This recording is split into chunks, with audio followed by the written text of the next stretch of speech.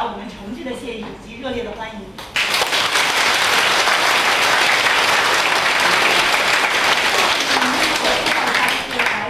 讲座的主要的领导和嘉宾，首先是我们华中师范大学政法学院心灵认知研究中心的创始人高新民教授。其次，刘雅琴女士。华中科技大学哲学院的院长张平国。华中科技大学哲学院书记唐明。同时，也感谢华中科技大学、武汉纺织大学、湖北美术学院的各位领导老师的莅临参与。下面呢，请允许我在这里向大家简单介绍一下索达吉堪布。索达吉堪布，四川甘孜鲁霍人，生于1962年，曾就读于甘孜师范学院。他于1985年前往色达拉荣武明佛学院，依止法王如意宝、净美银错为根本上师，后成为喇荣武明佛学院汉僧部的主管大堪布，在国内外享有极高的知名度，曾先后随净美银错法王前往国外弘法，并被推认为美国纽约喇荣显义中心的导师。他兼任上海慈善公益基金会的名誉理事长。上师所从事的慈善事业有智悲慈善基金以及智悲小学。上师所在的卢霍呢，是一个群山环绕、地处高寒的地区，这里的孩子了解外面世界的窗口只有学校，但是捉襟见肘的教育资源以及贫困的家境，使得很多孩子过早地离开了校园。正是基于这种现状，上师立志于慈善。他曾说过，年少时求学的艰难以及之后的人生经历，让我由衷地感觉到应当尽己绵薄之力，从家乡做起，使更多的孩子重回校园，改变藏区的落后状态。他说：“我想，悠悠寸草虽然没有苍松翠柏的高大挺拔，但是只要根植大地，只要还在接受阳光雨露的抚育，就一定会将春意散播开去。这就是上师从事慈善事业的根源之所在。下面呢，请大家热烈欢迎上师为大家开始讲座。”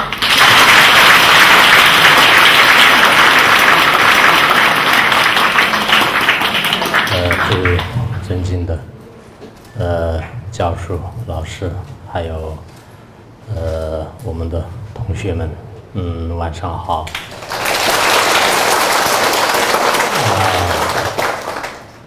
很高兴今天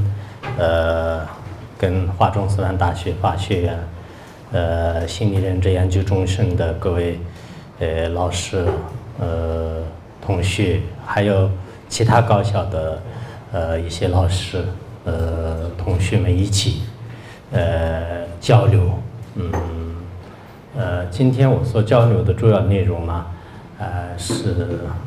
新时代就需要这个心理的教育。我想关于这方面我们互相可以探讨学习。当然我今天所讲的心理的这个教育呢，主要是涉及我们佛教里面所讲的个别的一些调心方法。同时呢，也像我自己对社会对人生的少许的一些态度，我想跟大家呢就可以互相彼此学习吧。也谈不上我今天站在这个讲台上给大家分享什么很深奥的知识。只不过呢，我特别愿意跟一些知识分子互相交流。为什么呢？因为我们的人生的态度，从内心的这种认知，非常重要。如今我们这个时代当中呢，有很多的知识，但是这些知识呢，的确有些是用不上。你到社会上，到我们的这个实践当中呢，所学过的许多知识，确实是用不上。那这样的话呢，我想我们在这个学校里面，作为一些学生呢，应该要动到一些心理的调整。这个对一个人来讲，远远可以说就是超过一些金钱财富远远超过金钱财富。对一些老师来讲呢，我觉得是对学生不仅是灌溉一个知识，最更重要的怎么样对待这个生活，怎么样对待这个人生，怎么样面对我们的这个社会，为人这个处事接人待物，就这些问题呢非常的这个重要。所以我想呢我们今天在座的这个知识分子当中呢，有些是可能是信仰佛教，有些是不一定信仰佛教。当然这个信仰不信仰呢，就是实际上是自由就是完全是这个自由。我也是一直是这个让这个自由，但是我们作为一个有智慧的人来讲呢，最好是有一些这个研究。其实佛学是非常深奥的，非常广大的一个知识。这种知识呢，对我们的每一个人来讲呢，有必要知道。如果知道的话呢，对你的整个工作和对你将来的这个前途呢，我相信100%是这个有利的，绝对不会你因为学了佛以后呢，对你的这个人生呢，有很大的这个危害这一点呢，我本人也是从小都是这个信仰佛教，但真正去研究去学习可以算是比较深入的吧，就将自己的这个年轻就是青春时代的话呢，基本上都用在那个青春的学习方面。在这个过程当中呢，越来越感觉得到这个佛教呢就是确实是这个非常的好这种好呢并不是因为我是自己是一个出家人，自己是一个佛教徒，以贪之自方而恨之他方，不是以这种态度来赞叹的，而是我本人呢应该站在非常公正的这种立场来评价学佛呢对人类有没有这个用处或者是利益。在从这个层面讲呢，我觉得我们现在实践当中的很多人呢，应该有一种对佛教的这个了解，才是非常重要的。其实佛教呢，并不是我们现在有个别人所想象的那样的这个很深妙谁都不敢碰。一接触的话呢，要么是到这个深山园林去出家，要么呢就是对整个这个社会呢全都看破就抛弃绝对不是这样的。佛教对每个人的这个层次，每个人的这种根基不同呢，就是都有不同的一些这个利益。就像我们实践当中的教育就是教育学呢，就是实际上它有不同层次，从小学到博士后之间呢，有一层一层的这种知识。其实这些知识呢，我们生存在这个实践当中的话，那必不可少的。同样的道理，如果佛教的这些知识呢，一个人真的有些掌握的话呢，我相信他在这个生活当中就有许多的这个利益。这并不是光是有一种语言来赞叹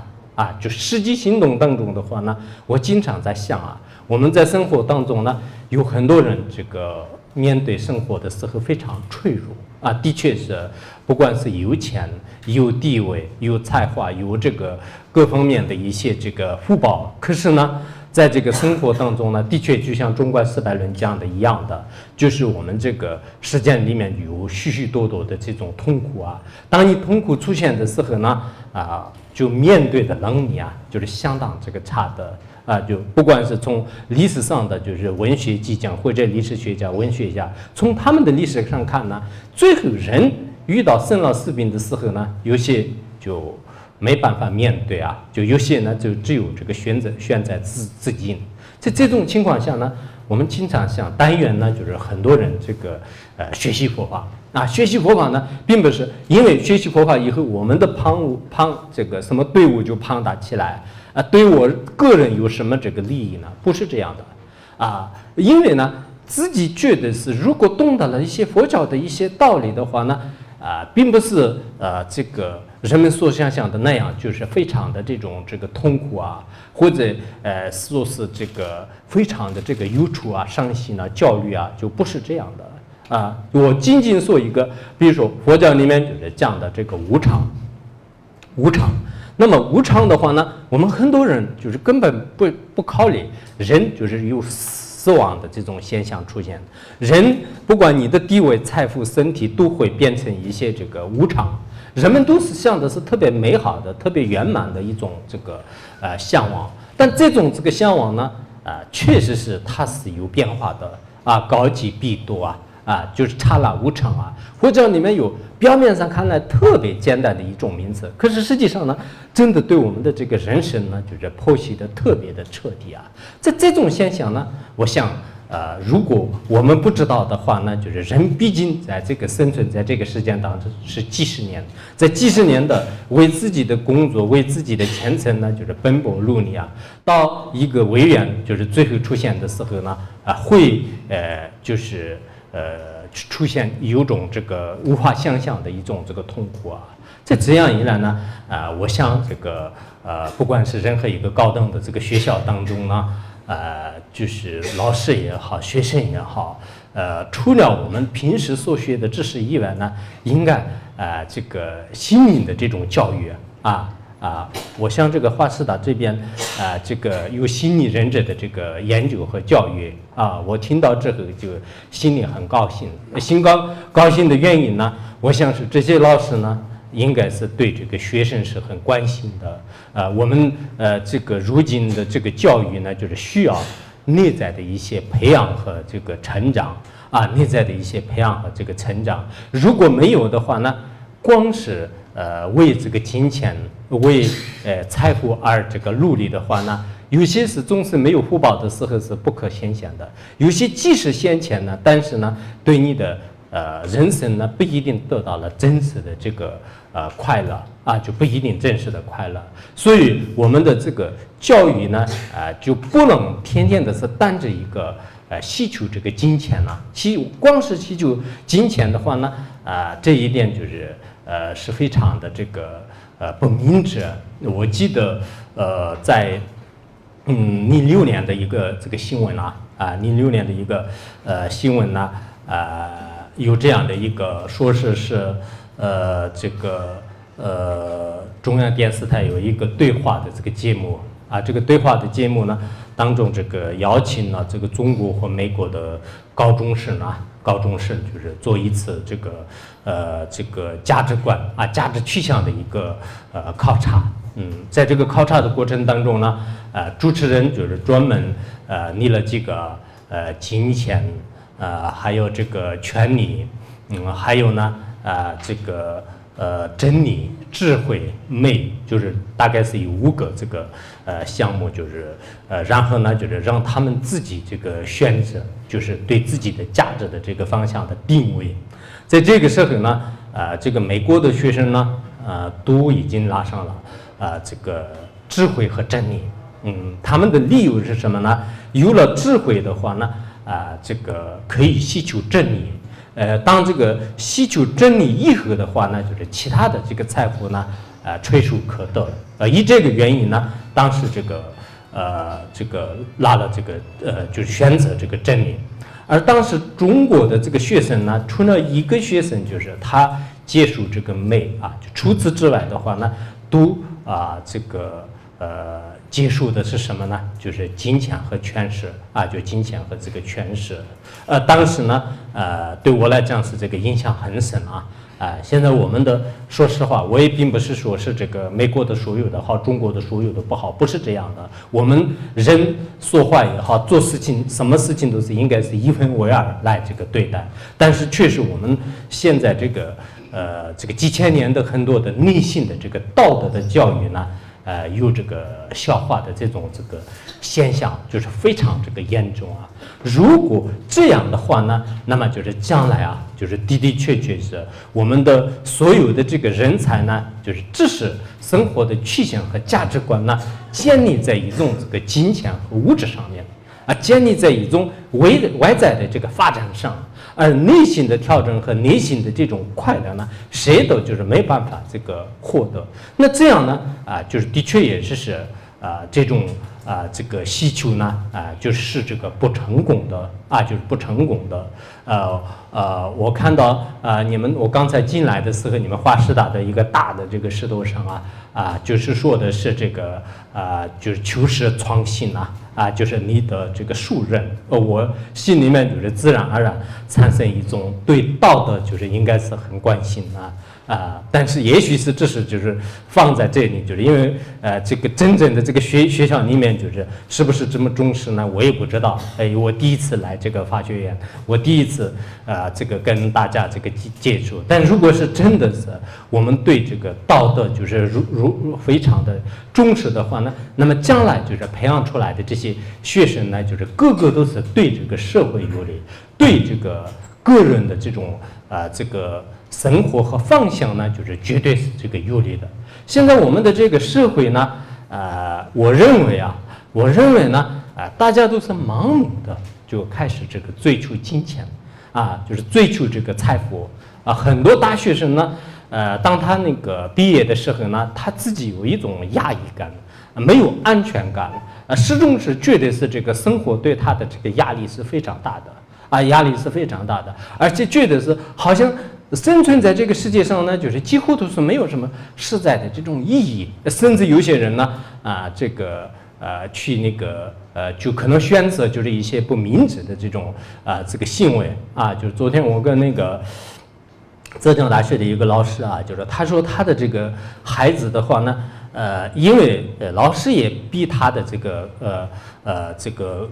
作业和一些那个课程，家长也是一直逼，就是大家都是一直是把所有的这个压力呢，就是一直积堆在对在他的这个身上，他就经常在自己的这个作业本上呢，就写上地狱就觉得是没有意义，就是地狱2个字就是他就觉得压力很大，就是没有这个实在的这个意义。其实我们人呢有一种怎么说就是有一种自信，有一种勇敢的话呢，也不会就是遇到那么大的这种这个痛苦在这个生活的话呢，确实在物质这个条件上的话呢，跟我们的这个小时候，我们在座的有些老师的话呢，应该说是应该说是这个年龄就是还是这个很高的，就是在这个小的时候的现在的整个从生活水准上呢比较起来的话呢，就是现在就是不会有那么大的这种这个生活上的这个，包括你的饮食住处这方面不会有大的这个困难，但是主要是我们的这个心理呢，就是很困惑心里呢就是没有一个老师的这个引导从小开始呢，就我们这个重视的是什么呢？就重视的这个分数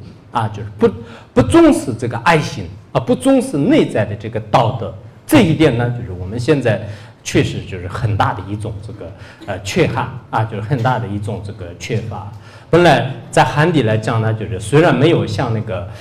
藏地那样的，就是对这个怎么说就是这个佛教文化的这种这个传统就是我们在藏地的话呢，这个1000多年的这个佛教传入这个藏地以后的话，那么这个与整个藏民族的这个生活的这个方方面面呢，包括它的这个习俗文化、文艺以及这个所有的这些这个领域呢，就是都已经就像是这个乳汁和奶汁就融在一起一样的，就是合在一起。所以我们在藏族的这个任何一个生活当中呢，就是都体现出这个佛教的一些这个气息佛教。而汉地呢确实这个儒教思想儒教思想应该是对人的很多的这种这个行为行为呢，就是有所那个有所什么有所这个这个约束就是有所约束。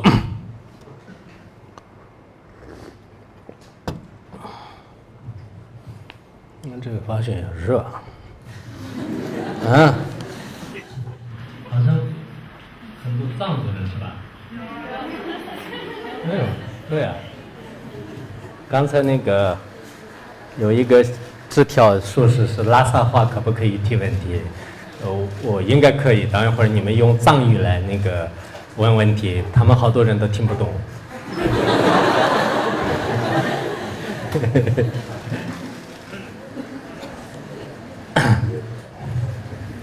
所以就是说我们现在这个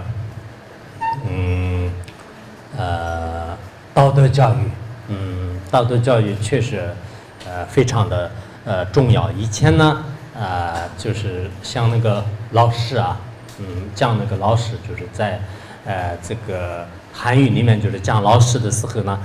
就是说这个传导术业解惑业，就是传那个道德，然后呢让述知识，还有呢就是接触这个学生的这个疑惑啊，就是讲这个三个条件。但现在很多学校里面呢，这个术业就是讲知识，课本知识呢，就是每个老师都是从小学到大学博士之间的话呢，每天都是给你讲知识，讲知识。但是这个知识在这个生活当中怎么样用，这方面呢，很多老师都是并没有特别的去深入细致的去剖析啊，没有讲。如果没有讲的话呢，学生到了这个社会上的时候呢，这个社会跟这个学校呢，就是完全是不相通的，没有这个人生经验、没有生活经验的人呢，就是不一定清楚。如果你稍微有了这种经验的话呢，你在学校里面就是过的这个青春美满，就是非常这个舒适温馨的生活。而到了社会上呢，就是恐怕是这个尔虞我诈的现象呢相当多的。遇到一点一滴的这种委怨或者是痛苦的时候呢，你就开始这个苦不堪言就最后呢就是就自己显得极其的这种脆弱冷漠最终的话呢就是对自他的就是不利所以呢我想我以前认识一个北京中医学院的一个人，他呢就经常特别感激他的老师。他感激他的老师的原因是什么呢？因为他的老师呢本来是讲那个数学的，当他每一次课的这个90分的，大概是这个60-70分左右的时间呢，全部都是讲那个解析人生的一些社会问题他呢，当你们这个迈入这个社会的时候也怎么样生活，怎么样面对，他讲的大多数的知识呢，与数学无有任何关系的这些。当时有些同学呢就是不理解，就是老师应该给我们讲数学就可以，他何必讲这些道理？当时没有知道，后来到真的社会上的时候呢，老师所说的一些这个教研呢就是在他的一生当中就是起到的作用是最大的，就可以说这个老师呢给他带了大概是这个3-4年的时间吧，就是但是他所学到的这些知识呢，一辈子都是难以忘怀的。所以我们一般的很多这个有经验的这些人呢，到了社会上的时候，有些老师的这个影响呢，早已这个销声匿迹了，有些老师的影响呢，一直历历在现。历历在现呢，就是有2种，有一种老师呢，始终是忘不了，就是对你的影响是很不好的不管是从小或者是在什么时候呢天天打你，天天骂你，天天就是说你。他自己也是喝酒抽烟就是一直是这样的前一段时间我去了一个比较偏僻的这个学校里面呢，学校里面的这个老师的话呢，就是在教室的门口上开始喝啤酒，然后里面的这些学生呢，就是在打架哭就是这么样的。但是老师都是根本不理，就是他自己都是在那个迷迷糊糊的，就是在那儿。所以像这些老师的话呢。就是我也就有时候想起来，就是我在读这个小学的时候有一个老师呢，到现在我还是一直是，他的这个形象呢，就是出现在我的这个眼前。出现在我的眼前的是什么呢？并不是很好的，他也是喝酒的。他每一次喝酒的时候呢，就开始这个进教室，然后用那一个大棍棒，就是开始打我们全班的人。我们就特别伤心，就是一听说这我们的那一位老师在喝酒的时候呢，我们就大家都特别害怕，就是看等一会儿他肯定进来了以后呢，我们不需要犯什么罪，就是他肯定会打我们的，会打我们的。到现在为止，就是20-30年过去了，但是我有时候见到他，有时候想起他的时候呢，心里面有一种不同的这个滋味。所以有些老师呢，的确也是在人的一生当中给他留下了一种这个永远也无法愈合的一些伤痕迹。而有些老师的话呢，永远也是乃至可能我们按照佛教的理论来讲，生生世世的是感激，就完全感激。为什么呢？因为通过他的这种一言一句啊，通过他的这个言行举止的话呢，对我们的这个人生的态度啊，确实是就是有了非常大的这种变化。所以我们这个佛教里面呢，就是讲那个三知识就是三知识的话呢，实际上就是具有这个原来在我们藏地就是非常伟大的一位学者，叫做是冈波巴大师。冈波巴呢就是说过，就是老师的这个条件就归纳起来的话呢，就是要有3点第一个呢少这个贪欲就是对自私自利，整天都是为了名为了钱为了地位他就自己的这个利益，就是根本不给靠这个学生想的，就是这种老师呢就是不合理的，所以是这个第一个条件是少贪欲。第二个条件呢就是具有这个智慧，没有一点智慧的话呢，那么就是他没办法就是带这个学生就没办法带学生，所以呢就是应该有深邃的这种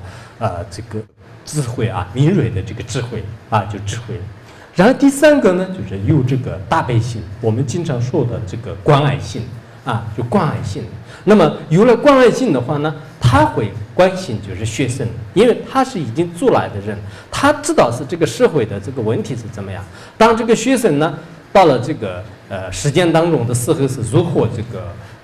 生活，如何呢就是工作，在这个过程当中最需要的是什么，最关键的是什么，他会明白这些就是方方面面的道理。所以呢，他在这个灌溉智慧的同时呢，就是也会学生呢，就是会教这方面的这个特别这个有用的一些这个知识。所以我在想呢，我们这个在座的这个师生都是这个从事这个教育工作的，从事教育工作的过程当中的话呢，如今这个学校的一些比如说其他的这个教育呢，当然是我也不排斥，就非常重要。但是最关键的人的这个心灵的这个教育，如果有心灵的这个美好的一个这种这个环境，或者是自己有面对的能力的话呢，即使这个人遇到了这个生活当中的一些挫折或者是一些这个痛苦的时候呢，他很坚强的去这个面对就是我们要面对的什么社会问题、感情问题，以及这个许许多多的这个事情，这些都是按照我们佛教的这个内容呢讲的话呢，应该说是有一种这个真年来就是设置，始终都是要观察，就是自己的这种这个身心当自己呢就是在这个生活当中就是迷失方向的时候呢，有一种智慧呢，就是开始这个疏忽着就是疏忽着。所以我们现在如果没有这样的智慧的话呢，就是外境的这个诱惑是非常的这个严重就外境的诱惑呢就是非常的严重。所以我们佛陀在这个诸法纪要经里面呢，就是也是说过就是说是这个这个诸有具之人就诸有具之人呢就是心不外境转就具有智慧的人呢，他的这个心呢就是不会这个为外境这个转的就是如果是愚者就是一些这个愚笨的这个凡夫这些人的话呢就是愚苦就是以往为乐把这个痛苦呢就是看着为这个乐的。所以当这个学生呢，很多人的出来的时候呢，就是不知道到底是什么是追求的，什么是根本的问题，什么是不能这个追求的，就已经迷失了方向。在这个时候呢，我们这个老师呢，就是确实在这个对他的一种这个心灵的这种安慰就这一点特别的重要。当然，心理的安慰当中呢如果有了这个条件和有各方面的这些因缘的话呢，我觉得是最好是这个大乘佛教。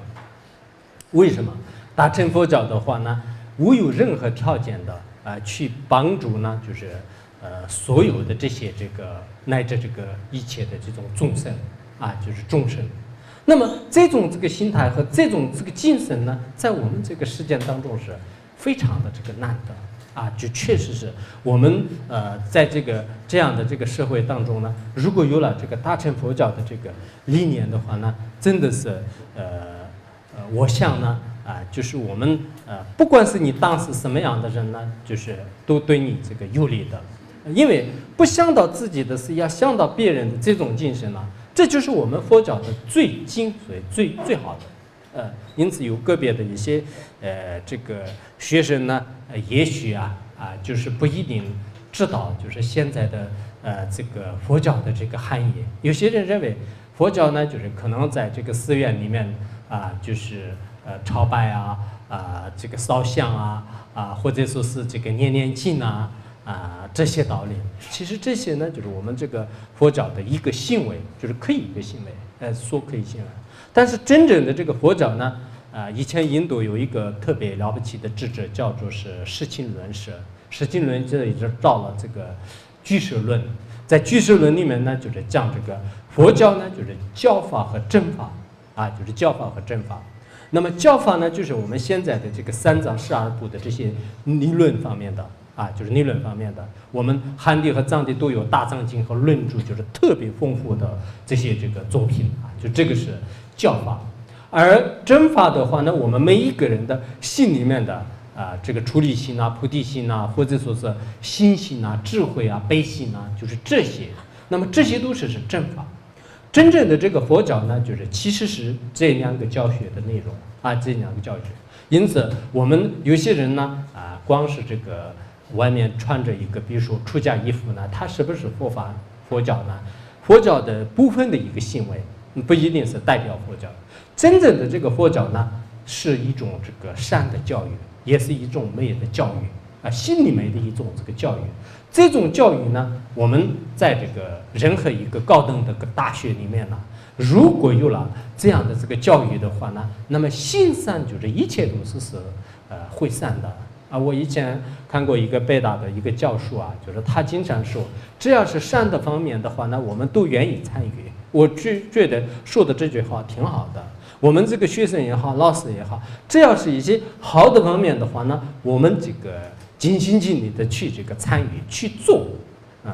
在恶的方面的话呢，我们尽量去这个制止它虽然我们有些这个世间的凡夫人呢，可能造这个恶业呢，就是比较擅长就是干坏事呢，就是有能力有兴趣。这方面的话，那因缘也是这个具足各方面就好像不费力的，就是什么样的这个事情都出来了。而造这个善业方面呢，就力量就比较薄弱，就是有这个毛病。但是呢，我们这个以后就是作为一个知识分子的话呢，自己的人生的这个趋向定位呢，就是应该是做一个这种善人。否则的话呢，现在这个社会上就是有许许多多的这个诱惑我们的欺惑我们的。当我们的这个人生呢，就是无有任何的这个价值的方向呢，就开始这个引入这样的这个因缘呢，就是多之有着。而我们的这个行为呢，就是真的是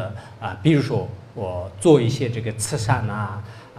我在原来一些那个慈善的这个论坛上呢，就是跟他们就是讲，现在很多人认为做慈善呢只有这个慈善家有钱的人，或者呢这个有地位的人呢，就是做这个慈善，就是我们一般的普通人呢，就是没有关系。其实做慈善呢，就是不是一种这个金钱的问题，应该是人的一种道德这个素质，人的一种道德这个素质。如果每一个人就是有一种善的这种意念呢，那这样的话呢，就是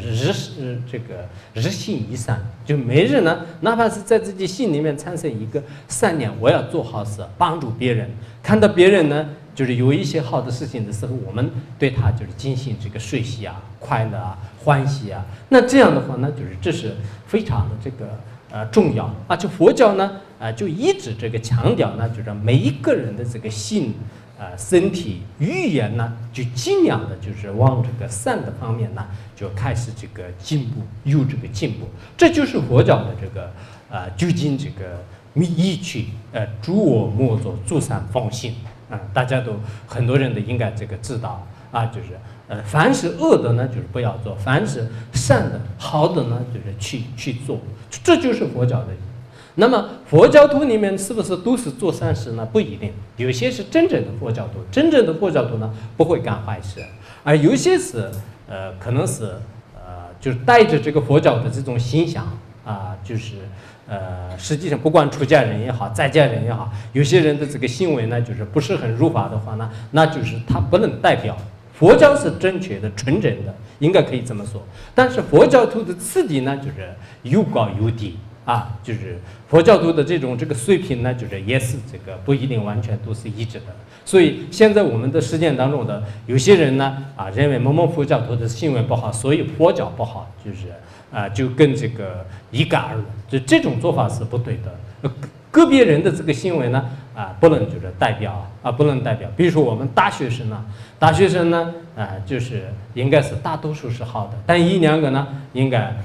也有这个不好的就是也有不好的就是前两天什么这个什么姚家兴就是那个就是杀人就是杀人，然后呢就是很多人都说是大学生不好，大学生其实他不能代表所有的这个大学生就不能代表所有的大学生他只是这个大学生里面的个别人的这个心理就是教育还有包括我们这个佛经里面讲呢，就是可能对他的前世的这个冤冤相报等等各种因缘聚合的时候呢，他的这个行为呢，就是给整个染上了，就是我们很多的这个学校的才子，就是有这样的。而佛教徒也是同样的，极个别人呢，就是可能这个行为不好，但我们要知道，就是真正的这个佛教呢，是这个准确的，而且真正的佛教呢，如果去得到的话呢，就像以前历史上的像这个鲁迅先生爱因斯坦还有我们的这个心理学家荣格就是他们都很多，包括这个梁启超先生就是他们对这个佛教的其实也有一些评价。那我以前写过一个文章，其实他们呢也没有完全的这个动到了这个佛教的就是更深层的，比如说我们中观和密法里面的有些这个修行的境界就是我看他们的很多文章的时候呢，其实他们只是这个佛教的部分的内容呢可能了解而已真正的一些佛教的教义的话呢包括就是比如说这个四法印的道理的话呢，就是并没有就是非常这个深的这个层次去了解就是层次去，如果你去了解的话呢，那的确是你会感到无比的这个兴奋。为什么呢？因为佛教里面已经讲到了这些深深的道理之后，最后呢，你已经有了这个感悟认识了。我们现在在那个推广一些这个学佛，包括比如说这个《如菩萨行论》中观这个根本慧论这些论点呢，就是很多知识分子，就是包括有些这个就科学工作者、科学家，就是他们都开始学习以后呢，最后在自己的这个人生呢，的确是有了这个不可思议的这种利益就自己的是无法想象如果这部论点没有的话呢，我可能在这个活在人间有些是非常傲慢，有些是做就是会许多坏事，有些呢就是整个对这个人生的这个态度呢，就是原来是并明智的。所以我想呢，我们对这个社会的一些这个关心呢，就是很需要的。在这个同时呢，就是特别需要就是有一种这个佛教的这个善良的这个心态。我们要求不是很高，并不是让大家这个出家，或者让大家受绝世界，或者让大家就是一定要这个学佛。但是呢，你对佛教要有一个正确的这个态度佛教里面的做这个任何一种这个善事的话呢，你也就是不得不这个认可，因为做善事者呢，我们就可以称为是他是这个智者；做恶事者呢，就是他是可以说是这个愚者。在这个时候呢，当你到了这个社会上的时候呢，很多的这个老师的这些心理的这个教育呢，确实是对你这个有用的以前那个应该07年啊6月7号的时候呢，就是当时那个这个哈佛大学就是有一次这个学生的这个毕业这个典礼上呢，就是请到那个比尔盖茨。其实比尔盖茨呢，就是以前也是读这个哈佛的，然后他来了以后呢，就是他就很这个坚定的，就是告诉就是这些学生们呢，他希望呢你们再过这个30年的时候，就是到这个哈佛来这个观察，就是分析。观察分析的是什么呢？他在原来在这个读书的时候呢，就认为是这个学习政治、学习经济、学习贸易这些呢，就是认为是人类这个生存的最这个根本的所学的知识的最主要的这个核心内容可是到了这个社会上呢，他还没有想到是在整个世界的各个角落，就是有这么多的这个就是病人就是读不起书的人，还有呢就是有一些特别就是困难的这个人就整个社会呢就是对他的感觉是非常的这个不公平就非常的这个不平等。所以如果没有关心就是这些弱势群体的话呢，那么我们这个所学到的这些知识呢，实际上是就是没有这个用的没有用的。所以他的这个最深层的最这个对大家的这个期望是什么呢？你们到了这个社会上以后呢，就是应该了解就是社会的这个不公平就是社会的这个不平。当然有些是可能实践当中人为的一些不平，有些呢就是我们佛教里面讲前世的这个业力的这个不平等。这样的这个境界呢，就是如果我们每一个人在心里面就是有个准备，我想很多老师呢确实是有了这个非常丰富的这个社会经验。有社会经验的时候呢，就自己也知道这个人生是怎么这个熬过来的。在熬的过程当中呢，就是有什么样，本来是自己有能力的、有智慧的、有各方面的这个非常不错的，但是因为社会的待遇对你来讲是不公平，就是一直呢就没有这个体现自己的真正的这个本领就是没有这个体现的。而有些学生呢，就是非常的这个幼稚就觉得到了社会上，我干什么，我做什么，我的专业是如何，想得特别美，就是可是你到了社会上呢，你可以说是这个眼高树低就是现在是高分低能，就是可以这么说。我们这个现在这个很多高校这个数这个学生的时候呢，就只看一个分数，其实分数的话呢，就是根本看不出一个人的真正的这个能力。分数高的人呢，就是认为是自己很骄傲我这个如何分数高。可是当你毕业以后的话呢，你的这个分数再高，你如果这个道德这个水准特别低的话，那就是根本没有办法的就是没有办法的。原来那个应该是在09年的时候就09年的时候，就是长沙就是第一中的一个学生就是一个学生呢，就是最后那个叫什么这个什么天智就是马天智，他呢就是最后在这个美国就是州立大学等就是9所学校呢，就是已经这个录取了。录取的原因是什么呢？他在这个汶川地震的时候呢，就是去这个参加志愿就去参加志愿。然后当时呢，就是湖南就是所有的志愿当中的话呢，就是他是最年轻的，就是16岁的人。后来就是美国这个很多这个高校呢，就是已经就是看到这个就是觉得是他的这个分数其实考的不是很高就已经录取。录取的原因是什么呢？因为他有爱心，就他在16岁的时候就帮助这个灾难的这些人，受灾难的这个人。而这种现象呢，我去年应该是今年呢今年就是今年在某一个城市里面呢，就是有一些老师的这个考试老师的考试时候以前在那个很多偏僻的地方就是当志愿的一个老师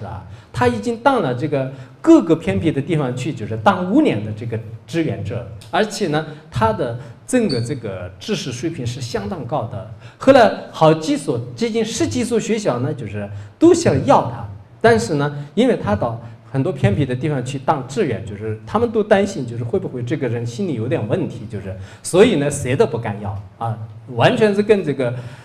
刚才我前面举的例子后完全是相同。为什么呢？现在我们这个学校的老师也好，学生也好，这是对这个分数从小都是我们只看的是就是今天你考多少，今天你考多少，就除了这个以外，就是没有对他的这个整个的这种这个人的这个素质啊，对别人的这个关系呢。以前那个孔子的话呢，就是都讲那个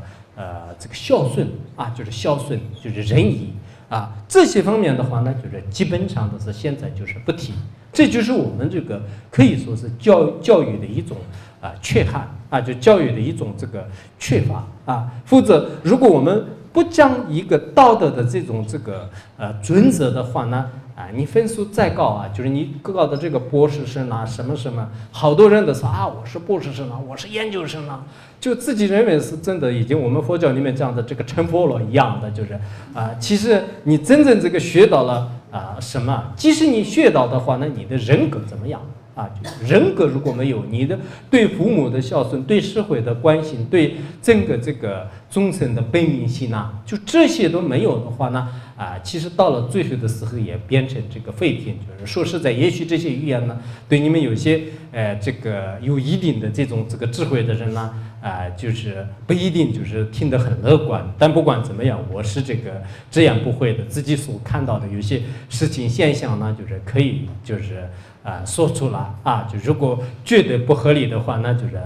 到时候我们这个同学们呢，就是可以在提问的时候呢，给我直截了当的这个说，我一般呢就是可能不会生气的。我们藏传佛教，我刚才跟这个教授也在聊就是藏传佛教有个特点是什么呢？就是说这个有一个辩论在辩论过程当中的话呢，就是有什么事情都是可以说出来，但说了以后的话呢，一般大家都有一种这个成熟的能力就是成熟的能力。虽然我辩论的不是很好，但是呢，我还是这个像我们现在这个社会有些存在的问题的话呢，就是应该这个说出来，说出来了以后呢，可能有些同学就是到了社会上的时候呢，要关心什么？我们有些老师的话呢，就是现在我们需要的是什么就需要的是什么？需要的就是道德我一直认为我们的这个心灵的这种教育其实这个道德的话呢，就是心灵的这个教育。心灵的教育的话呢，就直接说的话呢，就是这个一种爱的这个教育就是一种爱的教育。以前爱因斯坦也说过，说是所谓的这个教育呢，就是当你这个学了这个知识学了知识以后，最后这个生下来的这种东西呢，就叫做是这个教育就是那么当你这个学了以后，最后呢，并不是它是一种这个堆积的这种这个知识就知识真正就是对人们就是想做事的一种这个理念这一点就是非常非常的这个重要如果没有这样的话呢，我想我们的这个高楼大厦呢就是起的一年比一年高，可是我们的这个心理的这种这个什么欲望心理的这种攀比嫉妒心，还有呢痛苦越来越就是道德这个水准呢越来越这个下滑。那这样的话呢，最后这个我们这个人们就是依靠这个外面的这些物质条件，能不能让你满足，让你快乐，让你开心呢？我想就是有一定的这个困难。所以现在为什么藏地呢很多的这个知识分子的这个目光呢，就是趋向于这个藏地这个深深的地方呢，就是还保留着原始的非常亲近的这个佛教文化。这个佛教文化呢，就是并不是因为是你的这个物质条件特别好，特别这个什么有高级的吃或者是有房屋就不是这样的。但是呢，确实人们有一种这个自主少欲就是自主少欲，让人们呢就是让这个相处就是与这个大自然就是相合的一种这个心态这个对我们很多人来讲，这样很重要的很重要的。以前我记得这个唐安比博士就是唐安比博士的话呢，就是当时也是跟池田大作啊，大家都知道，就日本的池田大作呢，其实也是他得过这个联合国的这个和平奖，后来就是99年的时候也得过什么这个爱因斯坦的和平奖，然后这个汤恩比博士呢，他是应该怎么？说是这个当时罗素啊、爱因斯坦啊，就与他们就是同等的，就是这样的一个历史学家，在他们的一个对话呢，就是有这个展望这个21世纪，展望21世纪这边呢，就是也有韩文的啊，也有韩文的，有好几个国家的这个文字，在这里面呢，主要就是分析了很多的这个历史，也分析了很多具体的这个事情。当时汤恩比博士他认为呢，是这个19世纪呢，是这个英国的应该英国统治的，而20世纪呢，是美国统治的这个世界，21世纪呢，应该认为是这个中国统治的这个世界，而中国这个占领全世界呢，并不是用什么这个军事战争以其他途径，应该是以这个大乘佛教和这个儒教思想他认为是这样的这个文明的这个古文化。这种古文化的话呢，它可以编辑整个世界。我们这个整个人类的话呢，大家都每个人呢，有一份这个选择，有一份爱的这个选择。这种爱的选择呢，每一个人如果选择的话呢，最后呢，成了这个社会的选择。这种社会的选择呢，慢慢变成了这个世界的选择。最终呢，世界应该增添一种这个美好。他当时呢，早在30多年前的时候呢，他一直这个呼吁就认为这个中国呢应该保持自己的这种价值这个观念呢就千万不能全盘这个西化，否则的话呢，对整个这个人类社会带来一种这个灾难后来我看过很多这个历史学家的这种评论历史学家呢认为，因为在后来的这个年代当中，好像汤恩比博士大概是1975年的时候都离开世间了。然后后来的话呢，我们这个汉地并没有特别的这个保持自己的原来的这种这个传统文化，应该说是通过这个改革开放的这种这个潮流各种这个西方的这些这个拉来主义和一些文化呢，不断的在这个冲击最终的话呢，有些历史学家也是在说汤恩比博士现在不在不然，如果在的话呢，他当时认为是这个21世纪是中国的这种这个现象呢，他可能是特别的伤心，特别的后悔，他当时说的是没有对。为什么呢？他当时呢抱有很大的一个希望，我们的这个儒教思想跟我们的这个佛教思想呢，应该在这个21世纪当中在这个全世界可以遍地开花。如果这样的话呢，拯救人类的唯一的妙药呢，就是这个。可是呢如今我们大家都是知道的，虽然我们的这个大乘佛教，尤其是藏传佛教的话呢，在这个西欧国家和这个一些这个西方国家，包括我们现在汉地的话呢，的确也是有许许多多的人在这个接受接受，但是接受的这种这个量呢不广量呢不广，层次呢也并不是特别让人这个乐意。在这样的话呢，如今我们如果没有一个精神的归属拼命的这个追求外在的一些这个物质的话呢，到了这个最后的时候，人类真的是有可能趋向这个灭亡的这种现象这样一来呢，我本人呢就经常这个愿意思考一些问题固有的当然这个我们也并不是说像以前那个。我们这个藏地有个非常出名的这个历史学家，也是一个旅游家，根登琼巴尔他说是这个固有的全部呢鬼神造作的，而新来的全部呢值得接受的，这种想法呢也是不对的。我们并不是说是固有的全部是非常好，也并不是说是非常不好。有些这个传统当中的话呢，以现在的这个时代呢，不一定是非常相应的。但是呢，我们人呢，应该保持对这个心灵的这个关系呢，应该保持对以前的这种，比比如说我们这个感恩啊、惜福啊、节约啊、孝顺这个父母啊许许多多就是特别好的这种理念呢，在佛教当中呢，就是更进一步的深入的去有这个分析的。可是我们现在呢，的确是就很多这个层次上面呢，就基本上的是就是没有了。所以呢，我们以后应该值得这个重视这个心灵的这种这个教育。心灵的教育呢，一方面是我们这个儒教文化就其他这个宗教还有一些现在的这个西方这个一些这个心灵哲学就是从这方面来这个入手还有就是我自己就是多年的这种这个学习体会呢，更好的呢就像我们这个佛教里面的这个心灵的这种这个教育。佛教里面的其实心灵的教育我听说我们的很多大学生呢，就是有这个夏令营的这种这个参禅就是7天的参禅就有些老师都是亲自就是带领。那这样的话呢，我们除了我们每天的是追求的名闻利养以外，还有一个清净的这种心灵。这种心灵呢，哪怕是你在7天当中，你在10天当中的话呢，也许是一种这个相术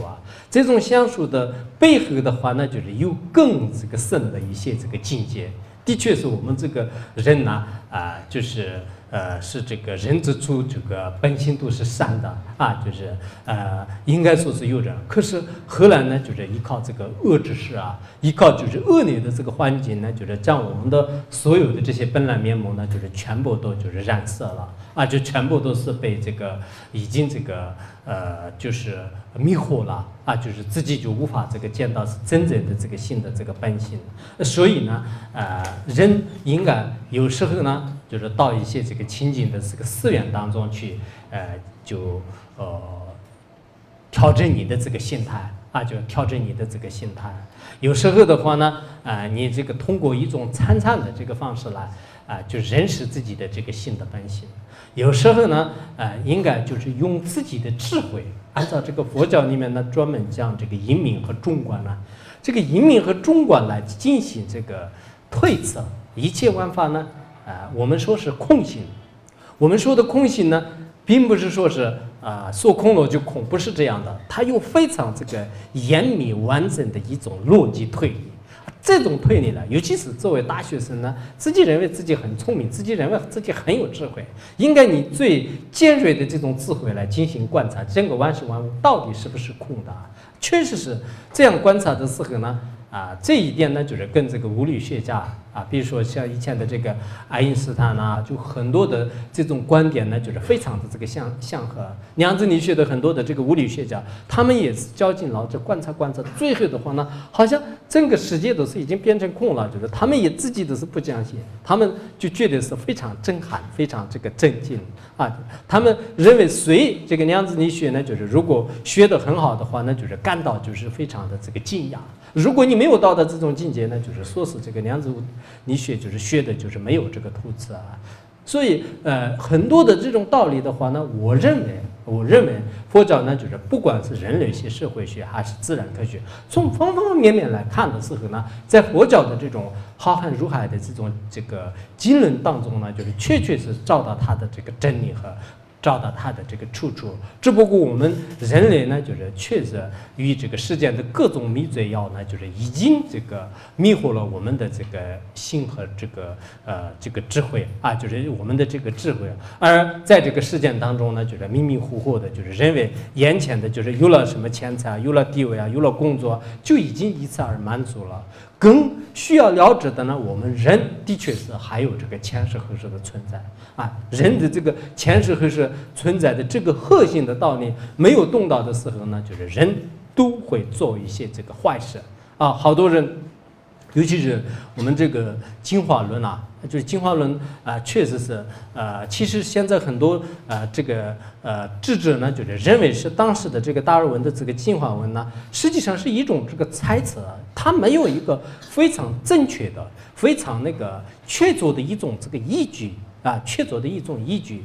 因为他这样一说的话呢，就是我们这个人呢，就是认为是自己就是像水泡一样，就是死就死，就是活就活，就除了短暂的这个几十年以外，什么都没有了。就这样的这种非常狭隘的观念呢，就是已经毁坏了我们人生的这个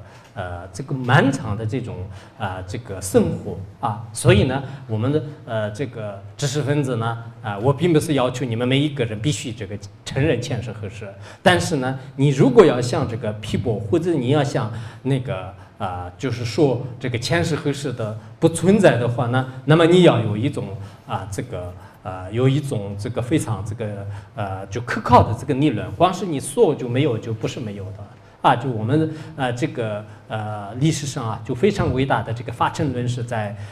这个矢量论当中呢，就是具有就是丰富的这个理论体系来就是建立就是人这个存在的这个前世后世的深深的这个道理这些呢，当然你并没有学习呢，就是不可能知道的。我们知道是我们一个哲学的任何一个体系也好，或者比较这个深奥的你的一个任何一个知识的话呢，你没有花一定的时间，就是光是听到三言两语就，或者是你这个偏言自持来马上要决定一个问题的话，这是一种愚痴的行为。所以我们呢很想那个一些知识分子就是经常就是探讨的过程当中呢，希望就是很多知识分子呢应该懂得了怎么说就是这个人生的这个真理。其实人自己就是还没有发现的非常关键的很多问题这些很多问题呢就不得不掌握。比如说我们人今天就只有今天的时间，而明天以后就是谁都不知道的话呢，我们会不会感到很可怜呢？本来是明天是存在的，后天也存在的，而你的这个晚年是存在的，可是我们只看得到今天，就是只承认今天的话呢，我们觉得是这一群人呢就是太盲目了。同样的道理，你虽然就是现在就是不承认这个今世以后的事情，但是如果你这样下去的话呢，如果真的人这个前世后世存在，那你不造这个善事，天天的是造恶业的话呢，那将来就是无数的生死当中，在地狱恶鬼旁生里面，就是这个痛苦就非常的这种这个苦恼，就是所以在这些问题上面呢，我觉得我们一定要这个三加这个慎审就是一定要积累很多的这种这个资念，就是做很多的这种这个善事，这样以后呢，就是逐渐就是将自己拥有的这些善根呢，就是慢慢这个成熟最后呢，自己的这种幸福呢，应该是这个今生的幸福和来世的幸福都要关心我是这样认为的就是人类呢，就是要幸福的话呢，你光是只谈着这个精神的幸福，而来世的幸福不考虑呢，就是这是不明智的。然后人类的这种发展呢，就是应该是这个外面的物质也要发展，但是内心的这种道德呢，就是也有发展，也要提升。如果你只谈就是外面的物质，而不谈自己的这个内心的话呢，就你不快乐的。你物质生活再怎么样，就像是这个什么样的这种条件的话呢，就是最后你感受不到的。所以我认为发展呢，就是内和外的这个发展也要幸福呢，就是应该今生来世的这个幸福就是都需要的。那么我们要这个教育的话呢，就是这个内心的这个教育就是内心的教育呢，就是也是这个非常这个需要的。所以在当然这些方面呢就是有很多的这个理论和一些这个道理我们今天呢就是也算是这是一个象征性的我呢这是在这个稍微就是给大家就是抛砖引玉，就是算是一种这个旁敲侧击，就简单的就跟这个提醒大家，其实我们应该这个需要就是更深的一些汉传佛教和藏传佛教的这么多的这个经典和论点，从中呢就是你肯定会得到就是你所需要的具有价值和意义的一些这个珍宝就是珍宝。当然我本人的话呢，就是以前也是读过这个师范，就是对这个当老师呢就是很有这个兴趣的。我想我们在座的很多人呢也是这个老师，就是也是有些是成为这个将来的这个老师。凡是作为这个老师的话呢，就是应该这个言传身教就是一定要以这种自己的这个美德呢就是感化这个社会，就感化这个其他的这个有缘人。我希望呢我们的一颗这个善心一颗这个心灵的这种交流呢，就是对整个这个人类，对这个社会呢，就是应该就是增添就是一份这个色彩。我想今天呢，我简单的跟大家就是讲到这里，谢谢。